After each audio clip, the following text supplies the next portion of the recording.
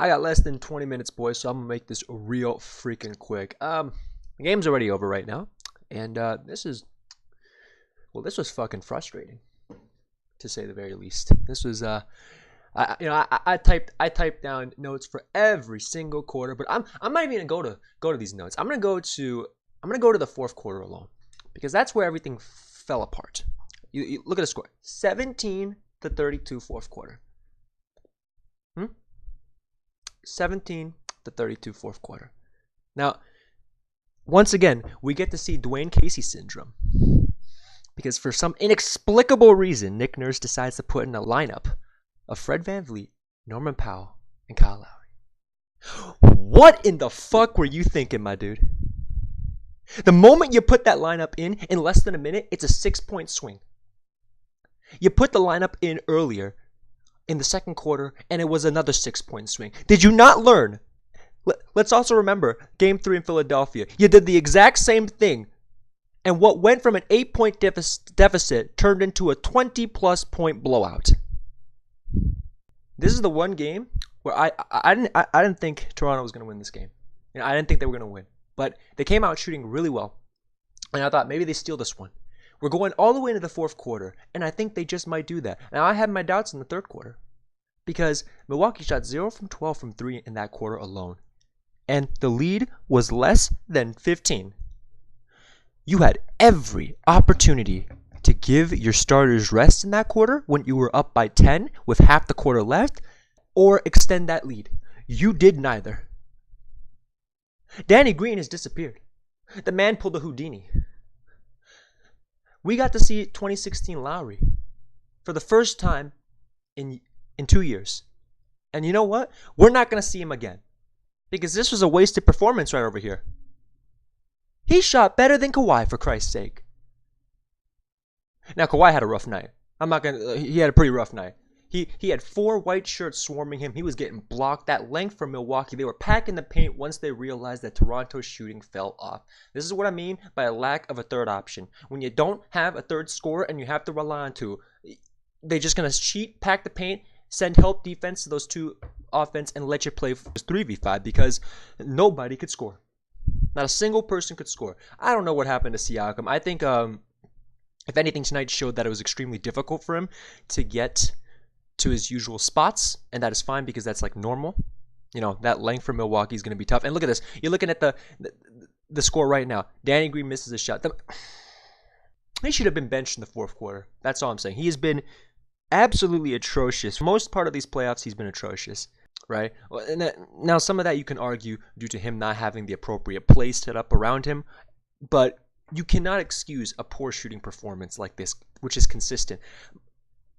I was going to say Marc Gasol shoot the ball, but after seeing what happened to him tonight, the same problem persists. The man treats it like a fucking hot potato. And after a certain while, Milwaukee's going to realize, well, let's just cheat and pack the mid-range so Pascal can't get his shots, because Gasol's just going to pass it up. And that's exactly what they did in the fourth quarter. They cheated on it. Gasol didn't do jack shit. The shots that he did take didn't go in, because he was always hesitant to take those shots. He has not practiced offense whatsoever. Holy crap. And then there was that turnover by Danny Green, which you could just feel the pain. It was not good. Not good at all. This one's on Nick Nurse, though. I blame Nick Nurse. 100% blame him. Danny Green, you know what? We'll get to Danny Green after game 2. Not going to overreact because of this series, but if you want to talk about a terrible loss, a game that you had in the fucking palm of your hand, and you just let slip away due to Dwayne Casey syndrome, you look at Nick Nurse right now. He got thoroughly outcoached tonight. Man called late timeouts, didn't make the appropriate adjustments, has learned the bare minimum from Philadelphia. He did not put Ibaka in early. He did not run plays for Ibaka to let him get going. So he fizzled out, and you never played him again. You can't put Ibaka in the fourth quarter, which he didn't do, without any prior playing time. You need to put him in with the starters. If you're going big and going for rebounds, which for some inexplicable reason you lost to Brook Lopez when everyone else on Milwaukee was shooting 3. I don't know how that happened, but if you're going full rebound, you go big fully. You don't put Danny Green and Siakam with Gasol. You take one of those out, keep Gasol in, and put Ibaka in. God damn it, man. The bare fucking minimum. And just keep in mind, guys, you look at the percentages. Milwaukee shot 25% from 3. They're not shooting that again. Toronto shot 35.7 from 3, and they still lost. 35.7% from 3 is probably the best Toronto's going to shoot in the entire series. This is probably their best 3-point shooting game in the entire series. They got thoroughly out-rebounded by a Brook Lopez who just, I don't know, man. The guy had a couple of Red Bulls and just went absolutely apeshit. But that's not an excuse when you literally have 4 shirts packing the defensive end and one Brook Lopez that's basically going to reach over you because of his height. Just box the guy out, goddammit. I know Fred VanVleet had 2 points. I don't know why I'm going back to him, but those 2 points are basically a net negative. He took some terrible shots that obviously missed. I don't know why Norman Powell was not given more time. Like, if you're going to rest Lowry, then I get it if you're going to put Fred VanVleet. But the one time that Fred VanVleet, well, no, every time Fred VanVleet was on was with Lowry.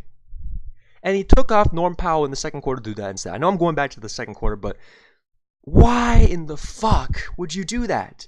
If you're going to give your point guard rest, that's fine. But you can't put Lowry and Fred VanVleet together. You may have been able to get away with that kind of, and not even, but like kind of, in the Philadelphia series, but you're not getting away with that in this series. Look, all right, the game's over now. Look at this shit. 2 for 11 from Marcus. 6 points.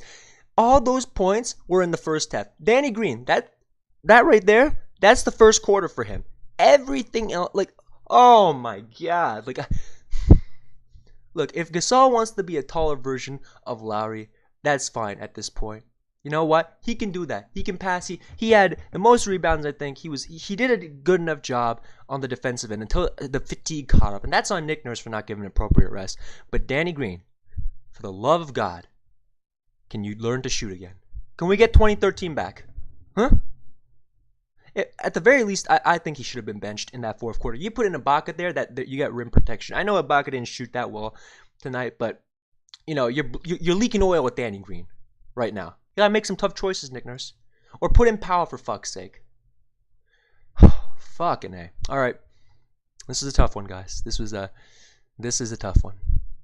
But, like I said earlier, series doesn't start until Game 2 finishes. So I will see you after Game 2.